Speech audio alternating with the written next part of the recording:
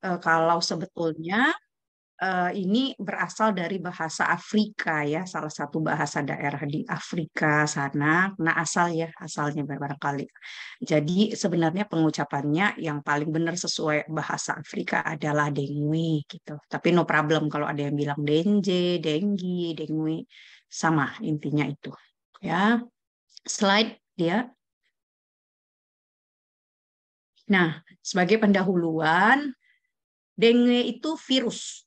Ya, kalau kita kemarin belajar tetanus itu bakteri, sepsis bisa semuanya, bisa virus, bisa bakteri, bisa jamur, bisa parasit dan lain sebagainya. Kalau dengue itu virus ya, yang menginfeksi manusia dengan vektor atau pembawa adalah nyamuk. Jadi kita kena, kita mesti digigit nyamuk dulu. Nama nyamuknya Aedes aegypti yang paling banyak atau Aedes albopictus ya. Anda dan saya yakin pasti familiar ya dengan Aedes yang kakinya belang-belang hitam putih ya. Suka gigitnya pagi-pagi atau sore-sore. Nama virusnya resminya adalah itu DENV, huruf kapital semua, singkatan dari dengue virus. Ada penyebutannya yang umum adalah DENV. Ada 4 serotipe, DENV1, DENV2, DENV3, dan DENV4 yang bisa menimbulkan infeksi dengue bukan hanya satu kali, tetapi bisa berkali-kali ya. Jadi agak berbeda dengan cacar ya. Nanti saya terangkan mungkin nanti sampai kita di slide berikutnya kenapa berbeda. Kalau cacar kita sudah pernah terpapar atau kita sudah pernah ada vaksin ya, itu kemungkinan untuk terkena kembali itu sangat kecil ya. Tapi kalau dengue tidak demikian. Spektrum gejalanya, range-nya itu luas sekali. Artinya dari yang gejalanya subklinis. Subklinis itu artinya meriang-meriang aja, nggak enak badan. Si Odi pulang dari acara PPMB, oh kok si Odi? Siapa yang ikut PPMB? Hafiz ya?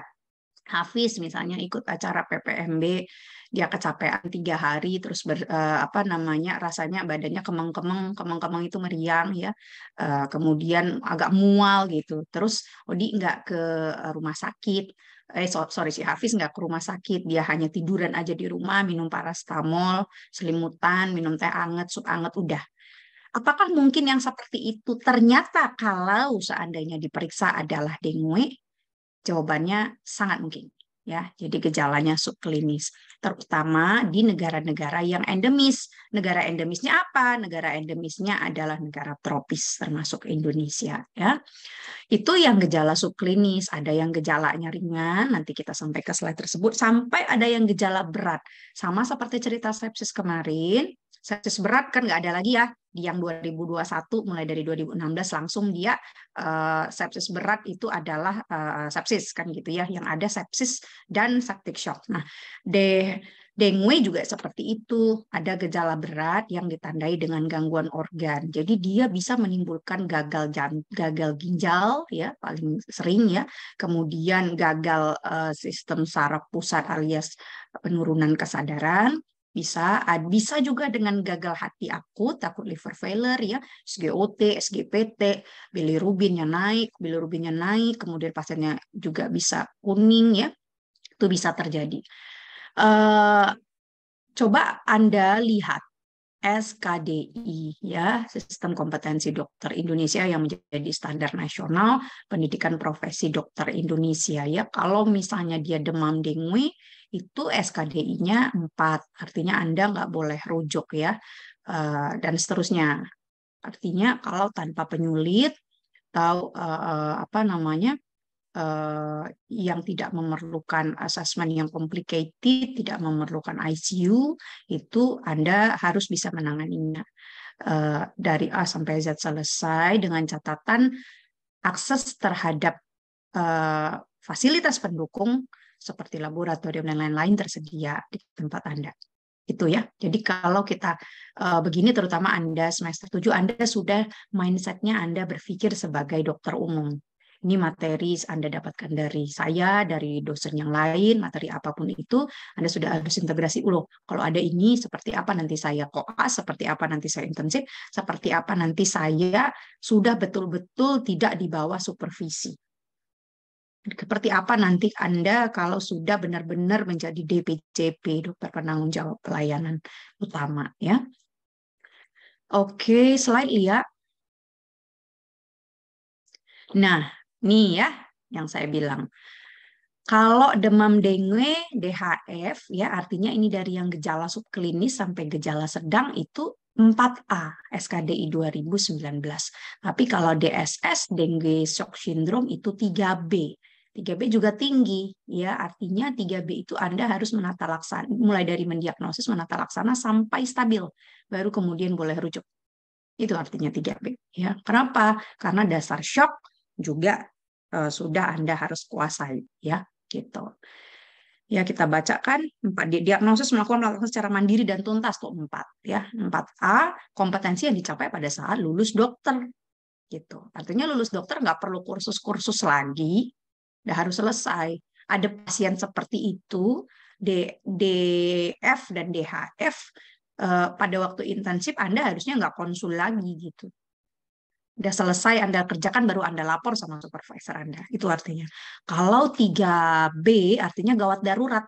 Kalau gawat darurat Anda selain bisa diagnosis kasih terapi awal, terapi pendahuluan ya karena dia gawat darurat untuk life saving, mencegah keparahan dan mencegah kecacatan, kemudian sudah dia stabil atau membaik ya dan sudah transferable artinya sudah bisa ditransfer dengan resiko meninggal di perjalanan jauh lebih kecil.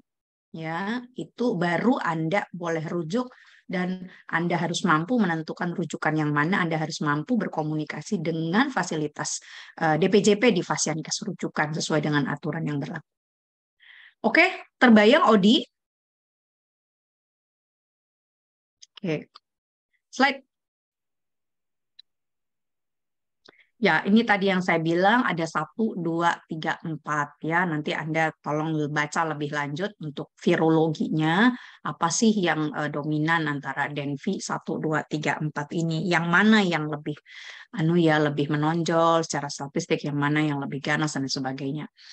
Oke, genusnya adalah Flavivirus, familinya Flaviviridae. Ya, dia siang ngisep darahnya, artinya ada matahari gitu ya. Enggak malam. Di sini perbedaannya dengan malaria. Setelah 8 sampai 10 hari ngisep darah yang mengandung virus dengue ya. Si ini ya, si nyamuknya ya.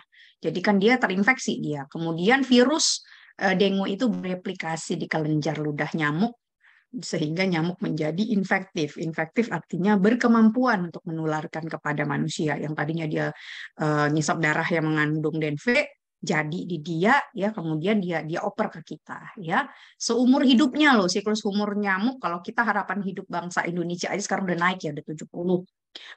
Dia harapan hidupnya 30 sampai 45 hari. Jadi once the mosquito, the Aedes is infected, it can transfer to us. It's lifelong ya. Jadi sepanjang hidupnya dia bisa.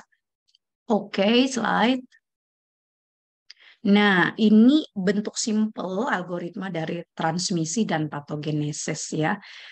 Ini nama nyamuknya tadi 2 yang terutama sudah ya, tapi ada juga Aedes polynesiensis, ini jarang, ada juga Aedes cutellaris ya, 4 ini, tapi 1 sama 2 yang paling seringnya. Nyamuk gigit di darah orang yang sudah ada dengue virus ya. Kemudian masuk ya ke orang-orang ini human-nya, manusia menjadi terinfeksi. Virus tadi masuknya ke kelenjar limf dulu regional. Artinya kelenjar limf regional kalau dokter Restuti digigit nyamuk Aedes yang udah bawa ya, udah ada virus dengue-nya masuk dulu ke kelenjar limf. Kalau saya digigitnya di paha ya kelenjar limf paha. Kalau saya digigitnya di tangan ya kelenjar limf tangan gitu ya. Kemudian jalan dia melalui saluran limf. Ingat ya kalau pelajaran anatomi praktikum anatomi kan aliran saluran peredaran darah ya. Ini pembuluh darah, kemudian di sampingnya pembuluh limfe, di sampingnya pembuluh saraf. Kan begitu ya. Nah, jadi dia akan masuk juga dari ngikutin limfe itu ke ditransfer ya dari kelenjar limfe regional, nyampe dia melalui kelenjar limfe itu masuk ke RES, reticuloendothelial cell. Apa aja itu reticuloendothelial cell? Hati, limpa, sumsum tulang ya. Di sana dia bereplikasi alias berkembang biak. Dari situ res itu kan pabrik ya, pabrik darah kan. Pabrik darah, hati, limpa, sumsum tulang kan akan mencetak darah merah gitu ya, akan mencetak darah merah, darah komponen darah ya. Kemudian itu dari produknya res, darah itu kan akan masuk beredar ke sirkulasi dan jaringan, dia akan muter tapi dia sudah mengandung virus dengue di darah. Yang tadinya dia masuk dari limfe, dengan dia datang mampir assalamualaikum masuk ke reticuloendothelial cell ya, kemudian di produknya res udah ada dia. Ya kalau sudah ada dia, ya dia kan udah naik mobil gitu ibaratnya, udah naik mobil kemana-mana, trans Sumatera, trans Jawa, sampailah kemana-mana semua. Maka dia akan menginfeksi yang namanya makrofag, monosit, limfosit ya, mediator-mediator tersebut akan keluar gitu, dan terbentuklah sebagai reaksi badan yang disebut dengan antibodi. Itulah nanti antibodi yang akan kita cek berguna di aplikasi lapangan untuk klinis ya, IgG, IgM, anti dengue secara serologi antibodi. Slide. Nah, lanjutannya ini dua pilar patofisiologi dan patogenesisnya yang terjadi. Pertama terjadi gangguan hemostasis, yang kedua terjadi kebocoran plasma. Ya, gangguan hemostasis dan kebocoran plasma itu yang terjadi. Kalau gangguan hemostasis berarti proses hemostasisnya terganggu. Jadi artinya apa yang bermain di situ, apa yang diganggunya? Perdarahan ya, sistem perdarahan itu diganggunya. Yang kedua terjadi kebocoran plasma. Plasma itu Anda sudah praktikum ini nggak, Odi? Praktikum patologi, harusnya udah ya semester 7. Praktikum patologi klinik misahin sel darah merah dengan plasma sudah pernah? Sudah dok di semester lalu. Di lab itu. Oh, kalau yang di lab belum pernah dok. Oh, karena pandemi ya? Iya dok. Oke, nggak apa-apa lah. Kalau gitu tolong teorinya dibaca ya. Ya, jadi kalau di praktikum itu kita belajar ngelihat langsung. Ada namanya mesin yang sentrifugasi. Darah kita diambil, kita belajar tuh ngambil darah masing-masing. Itu belum juga ya Odi ya, karena pandemi ya praktikum ya. Jadi Ya, dok. itu kalian harus mampu ngambil darah ya. Biasanya kita kalau di lab itu dulu dan mahasiswa itu ngambilnya antar masing-masing. Kita ambil, kemudian kita cobakan untuk di centrifuge, di mesin sentrifugasi, nanti dia yang sel darah merah terkumpul di atas, di plasma akan di bawah. Plasma itu warnanya kuning jernih ya. Oke. Kalau plasma bocor, ya kan, artinya yang harusnya dia di dalam pembuluh darah, ya intrasel. Jadi keluar dia ke ekstrasel, berarti apa? Akan banjir. Kalau banjir berarti akan terjadi apa? Hemokonsentrasi. Artinya kalau hemokonsentrasi akan terjadi hematokrit yang meningkat. Ya, kemudian akan terjadi pengumpulan cairan yang tidak seharusnya di tempat-tempat yang harusnya cairannya hanya sedikit. Gimana di pleura? Pleura itu normalnya ada cairannya amat sangat sedikit di situ karena cuma buat minyakin aja.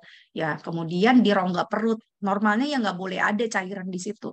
Tapi karena plasmanya bocor keluar dari sel darah ya, kalau ke jaringan sekitar, jadi dia nongkrong di rongga perut, jadinya perutnya gede. Kasih tes ya. Kemudian keseimbangan elektrolit natrium, kalium, klorida, apa namanya dan lain sebagainya, terutama itu ya natrium, kalium, klor akan terganggu, kadar natrium akan turun ya karena plasmanya bocor. Jadi akan terjadi hiponatremia. Makanya pemeriksaan elektrolit adalah satu pemeriksaan yang diwajibkan juga jika tersedia pada pasien DF atau DHF. Kita bisa melihat, tidak semua ya, bisa melihat kondisi hiponatremia ya, natriumnya turun di dalam darah gitu. Karena kan harusnya dia yang nyimpenin itu kan plasma ya, plasmanya keluar ya natriumnya turun. Ya, tolong dibaca lagi fisiologi ya, fisiologi jaringan ya. Volume plasma udah pasti menurun. Akibatnya kalau tidak tertangani, volume plasma turun, nggak ada cairan yang mengganti.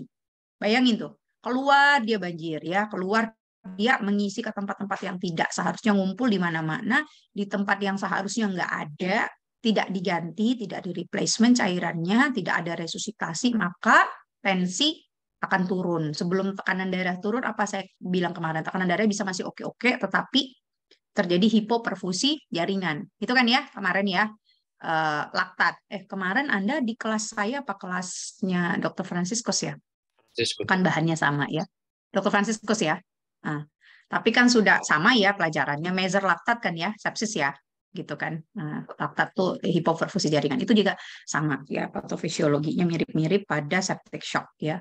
Berbeda tapi ada similarity. Jadi kalau tidak tertangani, maka pasiennya akan shock dan meninggal. Ini yang harus dicegah. Ini masih menjadi beban, masih menjadi burden. Dengue itu menjadi fokusnya WHO juga bersama-sama dengan katakan COVID sudah pasti ya, yang baru-baru ini apa malaria, dengue ya. Di hari pertama saya udah singgung 2 hari yang lalu di pembukaan, bahkan ada World Mosquito Day ya, bahkan Bill and Melinda Gates menggelontorkan dananya yang begitu banyak untuk mensupport penelitian kita Indonesia dengan UGM, menemukan bakteri yang bisa memakan ya, bisa membuat itu bisa makan ini ya, jadi tidak tertular lagi ininya. Jadi dipotong di nyamuk gitu, nyamuknya jadi nggak bisa tertular oleh dengue lagi gitu. Ya itulah pentingnya. Slide kita makin fokus. Apa yang terjadi di sistem hemostasis ya? Akan jadi lebih fragile. Fragile itu apa ya? Lebih gampang pecah, lebih gampang rusak ya. Kayak kalau kita ngirim barang kan ada lambang ya, jangan dibanting, gampang pecah tuh. Jadinya pembuluh darahnya akan menjadi gampang pecah karena terganggu hemostasisnya dibuat oleh si virus tadi. Inilah yang membuat kalau pasiennya belum ada tanda-tanda perdarahan spontan dalam proses diagnostik, seorang dokter, saya dan Anda harus menguji tes tourniquet ya. Berapa tes tourniquet itu tourniquet tes sistolnya berapa, ditensi dulu pasiennya, sistolnya berapa, diastolnya berapa, dibagi 2 di tengah-tengah itu dipertahankan ya, dipertahankan beberapa saat, 10 menit, kemudian dilihat dalam diameter 10 cm di distal lengan terbentuk enggak bintik-bintik perdarahan ya, peteki-peteki atau bahkan purpura. Kalau yang belum ada perdarahan spontan gitu ya. Kenapa tes tourniquetnya bisa positif ya? Karena dengue infeksi dengue itu membuat pembuluh darah menjadi gampang pecah ya, pecah apa ya bahasnya, fragile lah, gampang rusak ya. Kemudian trombopati ya, itu nama lain tourniquet rampelit ya. Nanti mungkin kalau di koas dokter Lia kita di rumah sakit kan lebih seringnya rampelit ya sebutannya ya, Lia. Di sini ya dokter, rampelit dokter. Jadi biar adik-adik juga jangan heran ya, ada 2. Kalau disebut tourniquet atau rampelit itu sama ya. Jadi diastolnya sistolnya berapa, kemudian diastolnya berapa, misalnya let's say 120/80 gitu ya. Kemudian dibagi 2 atau 100/70 berapa deh, 100/70 berarti bagi 2 85 ya. Berarti diberhentikan tensi di 85 di situ, kemudian dihentikan tuh selama 5 menit ya, 5 menit. Oke. Kemudian dikempeskan lagi, tunggu hasil pemeriksaannya selama 2 menit. Ya, jadi proses sekitar 7 menit sih ya. Kemudian hitunglah jumlah ininya.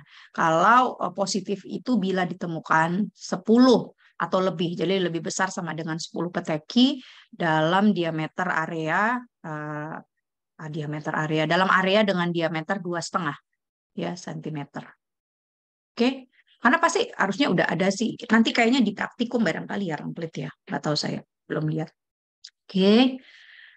Dewasa dan anak ya bisa dibuat. Tapi dengan catatan itu yang belum menunjukkan gejala, tanda ataupun gejala perdarahan spontan. Kalau pasiennya sudah mimisan, jangan Anda itu lagi. Jangan Anda torniket lagi. Malah Anda akan menginduksi perdarahan yang lebih lanjut. Kenapa? Udah jelas dia tandanya. Gitu ya.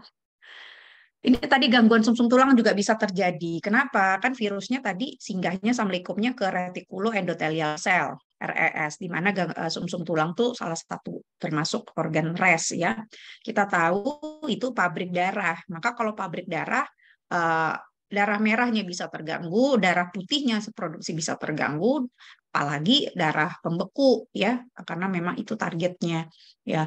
Jadi bisa terjadi depresi sumsum tulang. Jadi semuanya bisa turun kalau dibilang depresi sumsum tulang, HB bisa turun, leukosit turun, trombosit turun. Itu bisa terjadi pada beberapa kasus ya. Jadi kayak tampilannya seperti apa itu Dokter Lia? Kalau tiga-tiganya turun, anemia apa itu namanya? Izin dok, anemia aplastik bisa dokter. Ya, anemia aplastik. Jadi bisa kita DD dengan anemia aplastik kalau tampilannya seperti itu. Padahal dia dengue gitu ya. Dia slide sementara. Sementara karena dia terinfeksi dengue turun semua. Itu pada kondisi yang lebih berat biasanya. Jadi nggak trombositnya aja yang turun. Bukan hanya leukositnya aja yang turun. HB-nya juga bisa turun. Tiga-tiganya turun. Oke, maturation arrest of megakaryocytes. Jadi ditahan pematangan. Terjadi pematangan megakaryosit itu terhambat ya. Jadi kacau-kacau semua dia sistem peredaran darah dan juga sistem retikuloendotelial cell dibuatnya. Slide. Izin dok, Ya, izin dok, boleh izin ke toilet sebentar dok? silakan. Dari chat aja di. Oh iya Ya, dok. kalau mau permisi-permisi apa dari chat aja kalian. Ya, yang penting sopan. Oke, ini lanjutan ya. Tadi sudah di awal saya sampaikan bahwa oleh karena masuk si dengue, maka respon apa namanya akan terjadi pelepasan mediator-mediator inflamasi ya, terutama interferon, IFN itu interferon, IL, interleukin, TNF ya, tumor necrotic factor ya. Maka seiring dengan itu responnya permeabilitas kapiler akan juga meningkat ya. Pelepasan C3A komplement ya, aktivasi komplement. Jadi tolong please baca lagi buku imunologi, baca lagi kuliah imunologi dasar ya. C3A, C5A akan jadi terlepas ya karena aktivasi sistem komplement menjadi aktif ya. Akibatnya pasiennya demam dan menunjukkan gejala-gejala yang lain. Slide. Sebagai respon tubuh. Kemudian ya lanjut Lia. Ya, kemudian akan terbentuk habis tadi aktivasi komplement akan terbentuklah kompleks antigen antibodi. Antigen kalau disebut antigen ya berarti virusnya ya. Jadi kawin tuh antigen dengan antibodi. Antibodi itu ke tentara tubuh kita yang sudah mengenali si antigen ya. Itu nanti yang dideteksi yang tadi saya bilang imunoglobulin, IgG, IgM, anti dengue. Kawin dia terbentuk kompleks antigen antibodi. Artinya kan kalau sudah kawin luluh ya antibodinya ya, nggak bisa membunuh si antigen, malah kawin gitu. Istilahnya, udahlah kita nyatu aja, kita nikah aja. Jadi setelah itu, setelah mereka nikah, terbentuk kompleks antigen antibodi, mereka membuat misi bersama. Misinya apa? Kita hancurkan trombosit, yuk bang, kata si apa namanya antigen. Oke lah dek, kata si antibodi. Gitu loh, kira-kira ya. Maka di target mereka lah trombosit akan hancur sebelum waktunya gitu ya. Akan hancur tanpa jadwal gitu. Bukan karena pengaturan dari badan lagi yang ngatur udah si virus ini gitu. Kemudian agregasi itu penempelan. Trombosit itu di dalam aliran darah itu dia nempel-nempel ya. Agregasi ya, nempel ya, nempel lah istilahnya, paling gampang tuh terjemahan agregasi nempel. Agregasinya terganggu, jadi dia turun, udahlah dia hancur, perlengketannya juga diganggu sehingga dia lepas-lepas, dan juga berdarah. Selain daripada trombositopenianya juga bisa karena langsung tadi ya, bukan hanya karena trombosit yang sudah diproduksi diganggu ya, dia juga bisa ganggu langsung ke pabriknya tadi ya, ke RES ya. Oke, ini ya tadi permeabilitas kapiler meningkat ya. ya, karena terjadi aktivasi amino, ya, itu amino vasoaktif. Slide. Kemudian ada yang namanya cytokine, ya, badai cytokine, ya, sitokin proinflamasi di COVID itu makanya bisa berat, itu terjadi badai sitokin. Jadi sebenarnya di penyakit infeksi apapun itu sitokin main, ya. Mainnya ngapain? Dia mainnya adalah menstimulasi alias merangsang sistem koagulasi, sistem pembekuan darah. Oke, kalau tadi dia meningkatkan permeabilitas kapiler, ya kan, mengaktifasi sistem komplement, menghancurkan trombosit sebagai misi bersama dari antigen antibodi kompleks, ya, sehingga terjadi perdarahan.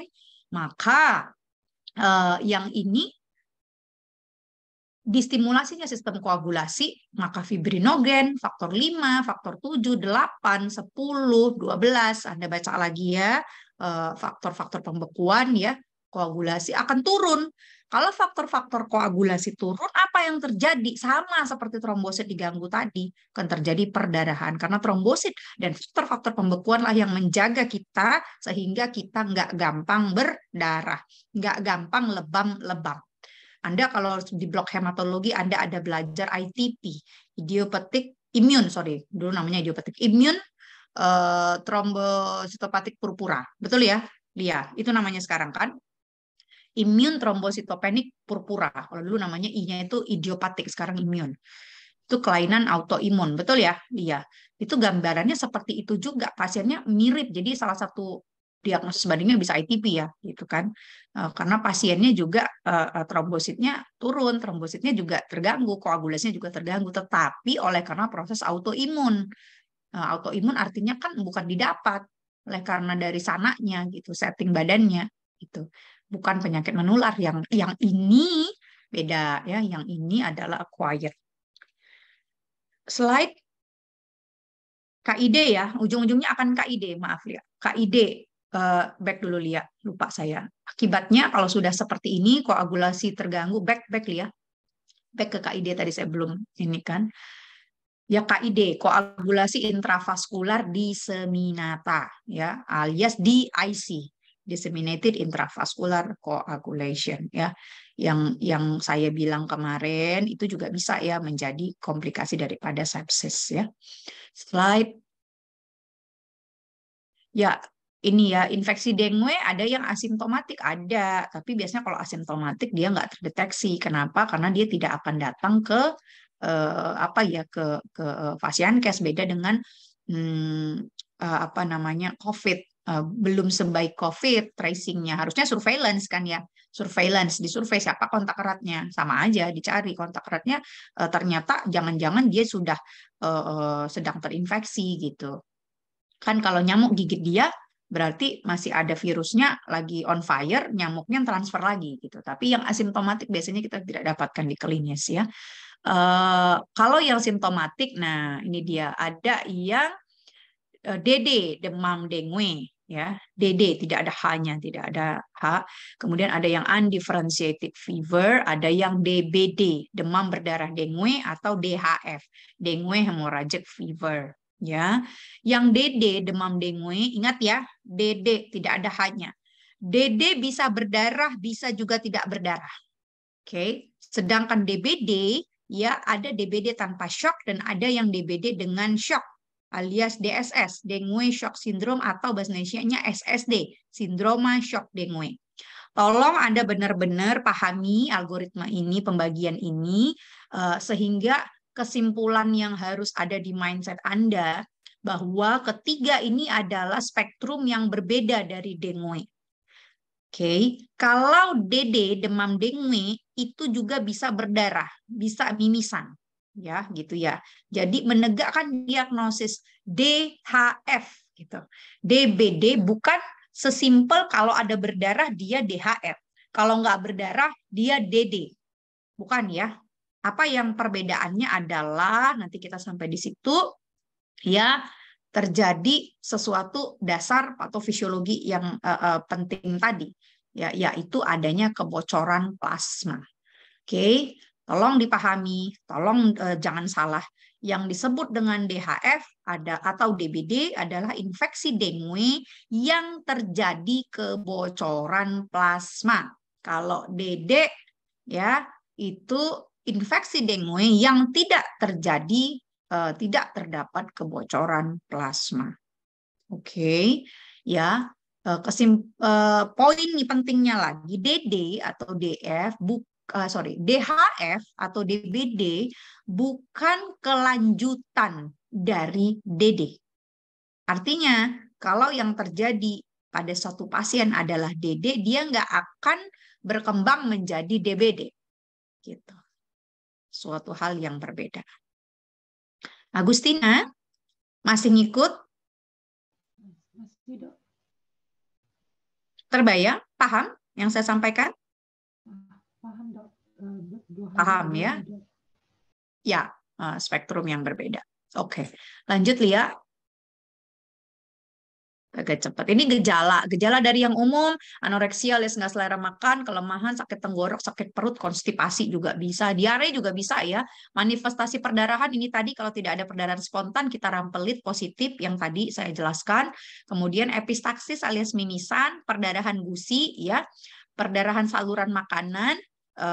Kemudian hematuria, hipermenore, selalu tanyakan ya kalau perempuan sakitnya apapun dia usia reproduksi masih mens, tanyakan bagaimana mensnya, bisa jadi mensnya menjadi hipermenore ya.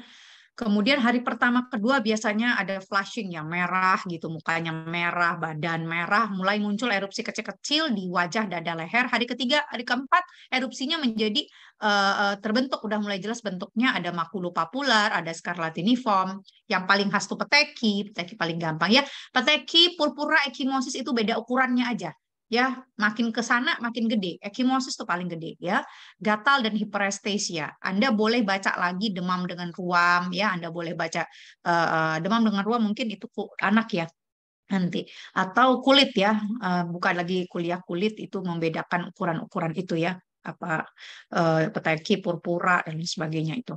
Kadang-kadang bisa terdapat limfadenopati pembesaran kelenjar getah bening ya di leher ya, atau hepatosplenomegali. Hepatomegali aja bisa ya, splenomegali aja bisa ya. Slide. Pemeriksaan penunjang back kok cepet li. Trombosit yang dilihat yang paling pertama paling khas trombosit dari darah rutin ya, trombositopenia udah pasti ya, atau bisa juga di hari-hari pertama trombositnya masih batas-batas 160 150 batas bawah, hari kedua dia baru turun, itu bisa ya. Jadi Anda harus tetap pantau, kalaupun hari pertama pada saat dia datang di Anda trombositnya belum turun tapi secara klinis Anda curiga. Yang kedua leukopenia ya, khas ya untuk virus biasanya. Meski bukan semua infeksi virus itu akan cenderung menurunkan leukosit ya. Hemokonsentrasi yang tadi saya bilang di atas ya, akan dilihat dari hematokrit yang meningkat. Kemudian nah ini IgM alias imunoglobulin M anti dengue positif ya, menunjukkan adanya suatu proses akut. Tapi ada tapinya, ini tidak bisa terdeteksi di hari-hari awal ya, terdeteksinya ini paling cepat di hari kelima ke atas ya. Tapi kalau di hari awal ini yang kita periksa NS1 antigen dengue positif. Hari pertama, hari kedua dia menunjukkan gejala, Anda jangan periksa IgM. Nggak akan dapat. Anda periksanya NS1. Kenapa NY? Tolong nanti dibaca lagi lebih lanjut ya di buku ya, di buku, di textbook ataupun di referensi WHO guideline ya, guideline WHO 2011. Slide. Ini serologi ya, IgM, IgG. Yang disebut dengan primary infection adalah infeksi dengue pada seseorang pertama kali ya. Kalau secondary infection adalah orang yang sudah pernah terinfeksi dengue kemudian terinfeksi lagi ya. Kita lihat ya. Ini yang ini level Y, ini adalah aksis Y adalah kadar antibodi dan antigen. Level sumbu X ini adalah waktu. Kita lihat, kalau primary infection, nih ya, primary infection di awal-awal NS1-nya bisa terdetek. Kalau dia infeksi primer bisa terdetek dibandingkan dengan infeksi sekunder, NS1-nya gimana? Sama ya, Di hari pertama, hari kedua NS1 itu bisa terdeteksi ya. Jadi NS1 itu jangan diperiksa di ujung-ujung hari, tapi di hari-hari awal 1, kedua. Kemudian di infeksi primer yang IgM ini mulai dari hari ke-45, 5 deh ini kita bilang nih ya, yang ini IgM ya memuncak di sini lewat 1 minggu ya, hari ke-7, hari ke-8, kemudian akan menurun sampai dengan 14 hari biasanya, 14 hari 2 minggu sampai 3 minggu turun ya IgM-nya hilang ya. Kemudian IgG mulai muncul di akhir ya, di akhir rangkaian daripada primary infection. Artinya apa nih? Di minggu keberapa? Di minggu ketiga dia mulai turun sampai dengan bisa nyambung, bisa bulan-bulanan, bisa tahunan ya. Bisa tahun, 1 tahun sampai 2 tahun tuh masih bisa nongkrong IgG-nya. Kemudian naik lagi apabila kadarnya akan naik lagi apabila misalnya di bulan ke-12 atau di bulan ke-15 tahun berikutnya ya, atau kapan deh sudah lewat dia terinfeksi lagi yang kedua kali, secondary infection. Naik lagi dia di sini ya. Sementara NS1-nya sama polanya dengan kalau di infeksi primer, tapi kalau IgM-nya, nah begini dia tidak tinggi sekali dia di sini dia, ya. Jadi ini grafik ini ingat, ini membantu Anda untuk jangan gegabah menghabiskan uang negara, uang asuransi atau uang pasiennya, gitu. Jangan kalau pasiennya datangnya demam hari kedua, diagnosis klinis Anda dengue gitu ya, terbukti darah rutinnya trombositopeni, Anda periksakan IgM dan IgG, itu namanya Anda merugikan negara, merugikan asuransi, merugikan pasien gitu. Ya, jadi Anda harus tahu timingnya. Ya, IgM anti dengue artinya infeksi saat ini. Jadi kalau ada pasien klinisnya dengue, trombositopeni, dicek IgG, IgM anti dengue karena misalnya di hari keempat Anda mau lihat, ya ternyata IgM-nya positif, berarti memang saat ini dia sudah muncul gitu. Tapi bisa jadi dia IgG-nya ada positif, IgM-nya belum nongol, berarti Anda ini secondary infection. Ingat, secondary infection berpotensi bergejala lebih berat daripada ketika dia primary infection pertama sekali ya. Oke, sensitivitasnya 78% nih ya, hari kelima. Tadi saya bilang ya, hari kelima paling cepat. Spesifisitas 97% masa konvalesen. Makanya ya Dokter Lia, kadang-kadang kita bisa dan boleh untuk keyakinan pasien, untuk memuaskan dia gitu ya, atau juga untuk pendidikan. Pasien-pasien yang memang kita rasa perlu, dia udah selesai. Nggak semua juga pasien dengue itu PS pulang sembuh di resume medisnya. Boleh kita buat PBJ. Apalagi kalau masih ada gejala-gejala dia kita suruh datang lagi, Lia. Dia hari keberapa sih dipulangin? Hari ke-7, hari ke-8 kan? Kalau dirawat kan. Hari ke-7 kan pulang tuh ya. Atau hari ke-6 juga, biasanya hari ke-7 lah. Udah bisa minum, udah lepas dia. Kemudian kita bisa suruh balik lagi untuk kita periksakan IgM-nya kalau dia memang belum muncul di situ ya. Kadang-kadang saya minta pasien seperti itu untuk pendidikan juga. Oke, slide. Oke, waktunya kita agak ngebut sedikit, masih ada fokus-fokus. Diagnosis klinis ya, klinis demam dengue akut, demam akut 2-7 hari. Jadi kalau demamnya sudah di atas 7 hari, nggak ada ceritanya itu dengue. Ya, mungkin saja dengue, tetapi sudah ditumpangi atau koinfeksi dengan demam yang lain, dengan infeksi yang lain, atau sudah ada komorbid dengan penyebab demam yang lain, karena demam nggak semuanya infeksi. Clear ya? Jadi kalau dia murni DHF, murni DF, itu nggak akan demamnya di atas 7 hari. Ya, itu satu. Kemudian ditemui 2 atau lebih gejala ini udah angkut deh, udah bungkus. Ada nyeri kepala, ya paling khas nggak enak sekali katanya nyeri kepalanya. Nyeri retroorbital, ya di sini kepala, di mata nih, belakang mata. Mialgia atau artralgia, sakit otot, sakit sendi, ya ruam kulit. Itu katanya sampai menusuk tulang. Jadi kayak puisi itu ya, Kristina. Aduh, nyerinya sampai menusuk ke hatiku, ke jantungku, menghunjam ke sendi persendianku. Itu memang itu secara letterlek ya, tidak memang seperti itu kalau pasien bilang. Ya, ada manifestasi perdarahan sudah pasti. Tapi ingat, saya tekankan lagi, yang berdarah nggak langsung kamu tegakkan ini DF. Ini DHF gitu ya. Jadi DF juga bisa berdarah. Tadi kata kuncinya yang membedakan adalah adanya kebocoran plasma atau tidak. Leukopeni ya. Udah jelas tadi saya jelaskan.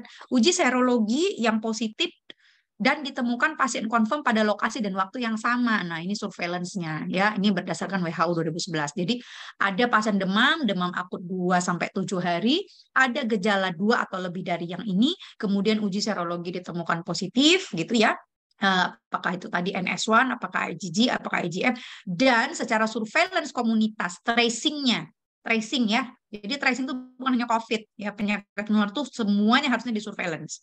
Tracingnya ditemukan satu rumahnya ada yang gejala seperti itu, yang gejala seperti itu dicari lagi ternyata confirm pada lokasi dan waktu yang sama. Karena berarti kan kita melokalisir nyamuk tuh di situ di rumah itu, gitu, atau di tempat itu, di asrama kayak di mana. Sehingga makanya kalau ada seperti itu apa? Harus lapor Kepling atau lurah kan ya, Dokter Lia, supaya dipanggil apa? Dinkes memfogging, dan kemudian Dinkes itu yang seharusnya harus membuat pemetaan di situ. Berarti kalau memang di sini sudah terdeteksi itu memang kantong-kantongnya, berarti ya oke lah ini sudah terdeteksi, berarti kita belum bisa mengeradikasi. Tapi ternyata sebelumnya daerah misalnya rumahnya si Odi belum ada tercatat di dinas sebagai suatu tempat sarang gitu. Oh ternyata sekarang udah gitu ya. Perlu diketahui Medan itu endemis ya. Medan ya. Kalau Sumatera Utara sebagian besar ya, tapi yang Medan saja lah, nggak usah jauh deh. Medan itu selalu ya, apalagi setiap udah mau musim hujan ya dan lain sebagainya, hujan pancaroba itu sering sekali. Slide masih banyak ya ini ya. Ya definisi DBD. Bila semua ini dasarnya WHO ya 2011, bila semua hal di bawah ini ditemui yang tadi demam, kemudian riwayat demam akutnya minimal satu, ya satu dari hal di bawah ini, please. Rampelit atau tourniquet positif, checklist. Ada peteki, ekimosis atau purpura, checklist. Tapi kalau sudah ada peteki, ekimosis, purpura, jangan Anda rampelit lagi. Udah mimisan, udah ada perdarahan dari anamnesis, jangan Anda rampelit lagi. Ada perdarahan mukosa ini tadi ya, gusi ya, hidung atau dari tempat lain ya, atau hipermenore ya. Apalagi ada PSMBA. Baik hematomasis melena, udah ya checklist. Ada trombositopenia di bawah 100.000 ya, minimal satu tanda kebocoran plasma. Jadi yang ini harus ada 1, 2, 3 tuh harus ada, dan ada satu tanda kebocoran plasma, yaitu peningkatan hematokrit di atas 20% dari standar ya, atau penurunan di atas 20% hematokritnya setelah diterapi cairan ya. Tadinya kan kental dia, kental darahnya ya kan. Kemudian setelah dilakukan terapi cairan ya turun gitu, tidak terjadi hemokonsentrasi lagi atau hemokonsentrasinya sudah membaik ya. Tanda lain daripada kebocoran plasma leakage yang tadi berkumpulnya, karena plasma leakage ingat bocor, dia keluar, harusnya dia di darah ya, dia keluar ke jaringan-jaringan, dia ngumpul-ngumpul, ngumpul di pleura jadi efusi pleura, jadi asites di perut ya, dicek di darah menjadi hipoproteinemia alias yang kita periksa albumin, hipoalbuminemia, dan hiponatremia. 4 ini yang Anda dan saya harus cari dan temukan. Kalau nggak ada, yang nomor 4 ini nggak ada, yang ada hanya 1, 2, 3, maka itu namanya DEF alias demam dengue. Odi, clear, terbayang? Odi agak berkerut keningnya. Hasil kerutan keningmu, Di? Paham, Di? Insya Allah ya dok. Kok ragu. Ini yang saat ini gitu, jangan begitu. Ya, yang saat ini. Kalau enggak ya saya akan berusaha memahamkannya. Paham nggak? 1, 2, 3, 4 ada, ini DBD. Karena DBD alias DHF harus ada tanda kebocoran plasma. Kalau 4 nggak ada, ini DF. Artinya DF bisa berdarah. Karena perdarahan masuk kriteria nomor 2. Clear, Odi? Oke, nggak apa-apa. Masih agak setengah ini si Odi. Iya gitu, nggak apa-apa. Nanti itu seiring dengan waktu. Tapi saya ingin pemahaman ya, pemahaman. Slide. Oke. Lihat. Nah, diagnosis banding tifoid, cikungunya, malaria, leptospirosis, infeksi virus lain ya. Ada juga yang DD-nya bukan infeksi yaitu ITP, terutama jika pasiennya perempuan. ITP itu ITP, immune thrombocytopenic purpura, itu seringnya lebih sering secara statistik perempuan, meskipun laki-laki bisa ya. Slide. Penata laksanaannya protokol 1 penanganan tersangka atau probable DD demam dengue atau DBD dewasa tanpa shock. Protokol 2 pemberian cairan pada tersangka DBD dewasa di ruang rawat. Protokol 3 DBD dengan peningkatan hematokrit di atas 20% ya. Protokol 4 perdarahan DBD dengan perdarahan spontan, DBD dewasa dengan perdarahan spontan, dan protokol 5 tata laksana sindroma shock dengue pada dewasa. Ini yang harus Anda pahami, pelajari, dan latih nanti ya. Waktu memang kita tidak memungkinkan untuk membahas case by case, tapi secara general akan saya berikan slide.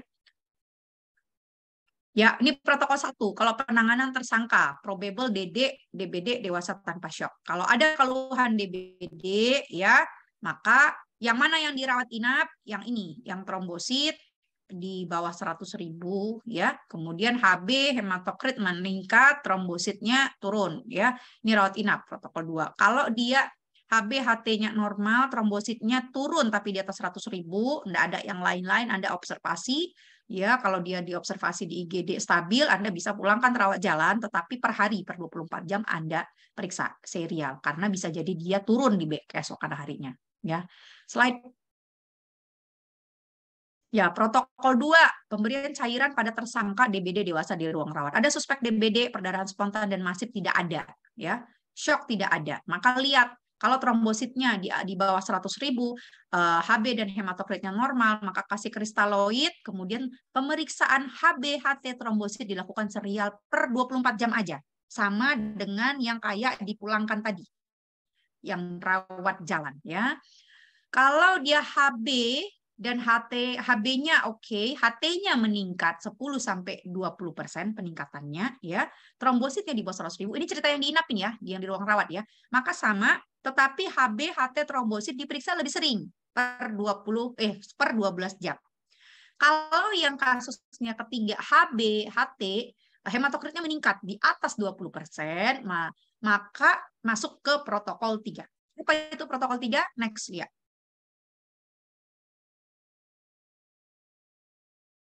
Lihat.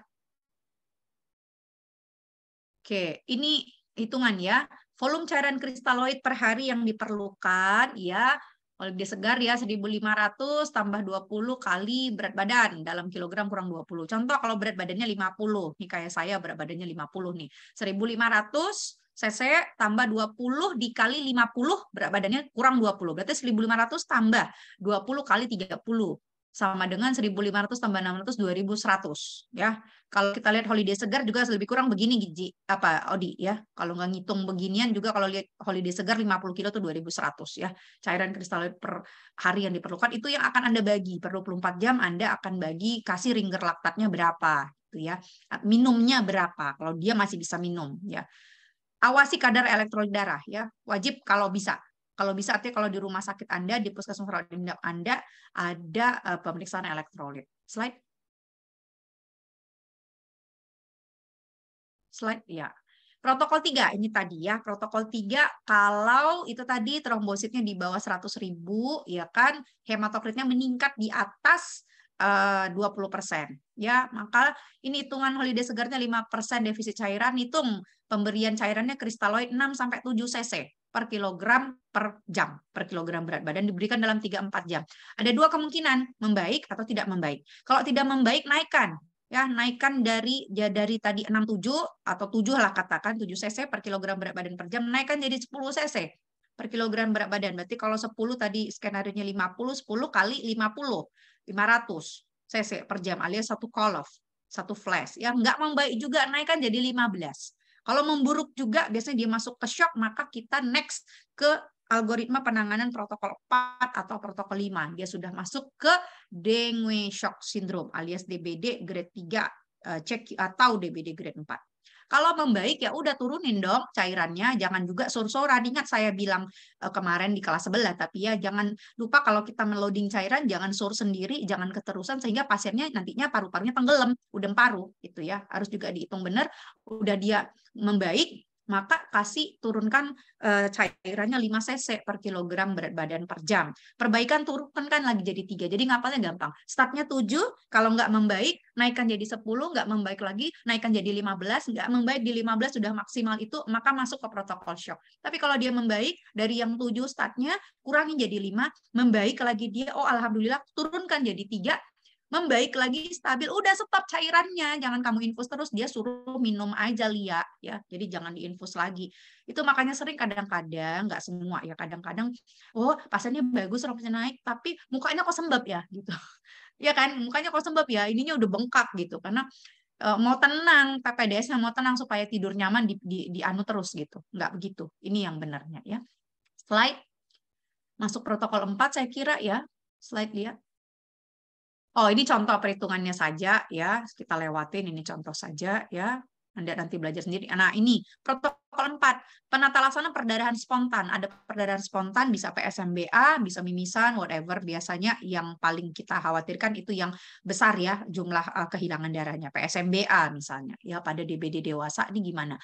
Kita lihat perdarahan spontan dan masif.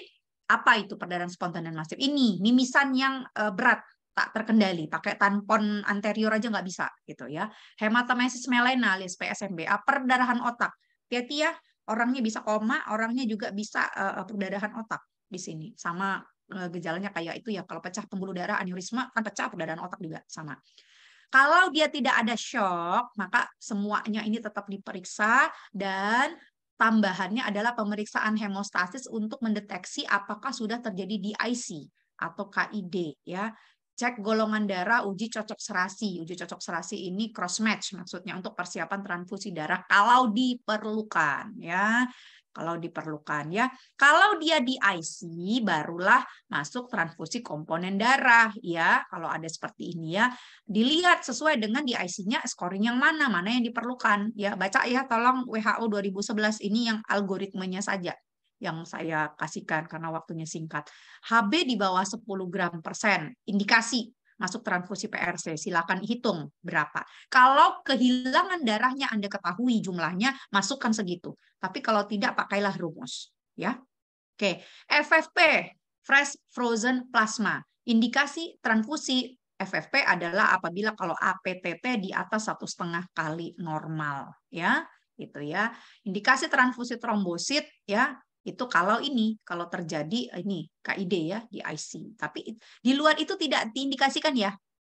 Transfusi trombosit tidak diindikasikan karena akan memberikan resiko untuk overload ya. Kalau KID ada, lakukan heparinisasi 5.000 sampai 10.000 per 24 jam. Tapi lihat dulu mana yang dominan. Kalau KID ada, maka sebelum ngasih heparin, kita harus masukkan fresh frozen plasma dulu. Gitu ya Lia ya. Ditambal dulu kan ya. Jangan dikasih kalau KID itu langsung masuk heparin, berdarah nanti dia ya. Jadi dikasih dulu. Tolong buka lagi blok hematologi. Odi, blok hematologi sudah ya Odi? Sudah dok. Tolong ya, please, baca lagi ke topik DIC. Sama, tapi ini DIC yang terjadi karena dengue. Slide, udah mau ke ujung kita. Waktunya juga sudah lewat 2 menit. Ini protokol terakhir, yang kelima, 2 terakhir ya. Tata laksana shock pasien dewasa, ya, ini ya. Sama ya, tapi CC-nya kalau tadi sampai 15 nggak tercapai masuk ke ini ya, masuk ke protokol shock. Ini yang protokol tata laksana shock pasien dewasa langsung mulainya startnya 10 sampai 20. Odi bisa buat 20 langsung. 20 cc per kilogram berat badan, bedanya itu habis dalam waktu 20 sampai 30 menit. Jadi Anda Anda pencet itu ke flash ringer laktatnya ya. Anda guyur, bisa Anda balut sama tensi ya, bisa Anda pakai 2 IV line tangan dan kaki ya. Ada perburukan, ada perbaikan, ini algoritmenya ya. Kalau dia tetap juga ada tempatnya untuk memberikan koloid ya. Ini ya, kalau hematokrit terus meningkat ada tempatnya koloid. Ini tinggal diikutin aja. Kalau nggak bisa ngafalin di awal, Anda boleh print, Anda boleh taruh di IGD, Anda boleh taruh di ruangan, nggak apa-apa. Ya, tapi ini adalah anunya ya, algoritmanya. Ada tempatnya inotropik ada ya, kalau terjadi ini ya. Tetap shock ya. Pasang CVP seperti ini keliru Lia, ini nanti diperbaikin, bukan CVP nih. Pasang CVC diukur CVP gimana sih? Pasang central venous catheter diukur CVC ya kan gitu ya.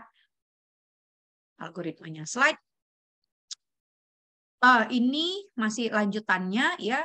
Sama, kalau sudah perbaikan, kurang-kurangnya kayak tadi juga di Odi ya, dari 10-20 turun jadi dia nanti kalau 20 turun 10 turun 7 turun 5 turun 3 sampai dengan stabil 24 sampai 48 jam, stop infusnya. Jangan Anda gembung-gembungkan pasien hanya karena mau masuk cairan terus gitu, ya. Oke, dan prinsip pada shock tetap prinsip pertamanya ABC, airway-nya Anda pastikan clear, breathing-nya seperti apa? Breathing Anda pasien shock harus kasih oksigen ya. Terserah sesuai dengan kondisi keberatannya, severity-nya antara 1 sampai 4 liter per menit. Kalau Anda mau kasih ini lebih lagi sesuai dengan kondisinya harus pakai sungkup ya. Circulation 10 sampai 20 ya. Sama yang tadi. C. Slide lihat penghujung kita. Contoh kasus ini nanti ya, airway jalan nafas, breathing, berikan oksigen 1 sampai 2 laser kanul, evaluasi, berikan dengan sungkup muka jika konsentrasi oksigen ditingkatkan, jika SaO2 tidak naik ya. Jadi bisa diubah dari nasal kanul tuh nggak boleh lebih dari 5 sampai 6 liter, pecah nanti pembuluh darah ini apa namanya hidung ya. Anda belajar lagi terapi oksigen. Follow up ketat, ready untuk sedasi dan intubasi. Jadi Anda sudah harus ready mentransfer ke ICU, sudah harus kontak konsulen penyakit dalam dewasa karena pasiennya dewasa dan anestesi ya. Ada gunanya early intubation ya untuk mencegah hiperkarbia. C. Kristalloid ringer laktat 10 sampai 20 cc dalam 1 jam.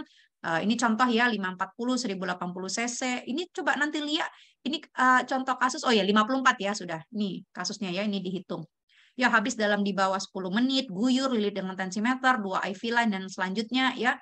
Ambil sampel darah untuk pemeriksaan laboratorium ya, lakukan pemeriksaan toraks dan sampel darahnya Odi dan kawan-kawan diambilnya sebelum Anda lakukan resusitasi cairan. Ya, tolong sampel darah itu diambil di awal itu sebelum dilakukan resusitasi cairan sehingga tergambar kalau memang dia masih hemokonsentrasi, kalau memang masih kondisinya ada gangguan koagulasi tergambar semua. Karena kalau sudah Anda ambil Anda resusitasi cairan baru Anda ambil sampel darah berarti itu nggak menggambarkan kondisi awal pertama, itu sudah menjadi kondisi perbaikan, kondisi evaluasi. Oke, atasi perdarahan sesuai ya. Ini protokol slide. Atasi perdarahan sudah sesuai dengan sumber perdarahannya. Slide ya. Protokol pemberian zat inotropik boleh ya kalau sudah tidak bisa lagi ya. Dopamin contohnya ya 5 mg per kilogram menit dititerasi sampai 10 menit sasaran, MAP di atas 60 kalau gagal masuk dobutamin ya inotropik ditambah vasopresor norepinefrin. Kemarin cerita norepinefrin di septic shock ya. Ini dosisnya ya, atau kalau nggak ada norepinefrin, epinefrin ya dititerasi dititerasi setiap 0,1 mg per kilogram berat badan per menit titerasi ya, maksimal 2 mg. Ya, kalau gagal dobu tambah norepinefrin, maka di switch ke epinefrin. Jadi startnya dopamin, kalau gagal gabungkan dobutamin dan norepinefrin, kalau gagal juga maka terakhir tuh epinefrin ya. Slide. Penata laksanaan indikasi masuk ICU, shock yang tidak dapat teratasi maksimal 2 jam, shock berulang, shock dengan perdarahan hebat, shock dengan penyulit. Penyulitnya gagal nafas ya. Biasanya gagal nafas tipe 1 atau bisa juga tipe 2 kalau terjadi hiperkarbia tadi karena terlambat diintubasi misalnya, ensefalopati, gagal jantung dan lain-lain. Ingat ya, bicara DSS tadi SKDI-nya 3B. Slide.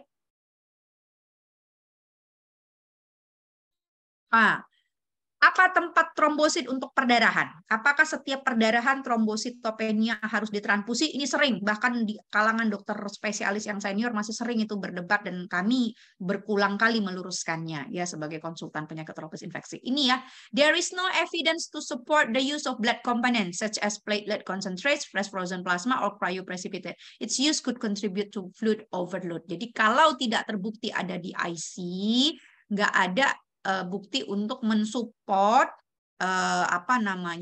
blood komponen darah seperti transfusi trombosit, transfusi FFP atau transfusi kryoprecipitat. Artinya Odi dan kawan-kawan transfusi komponen darah hanya diberi kalau terdapat di IC.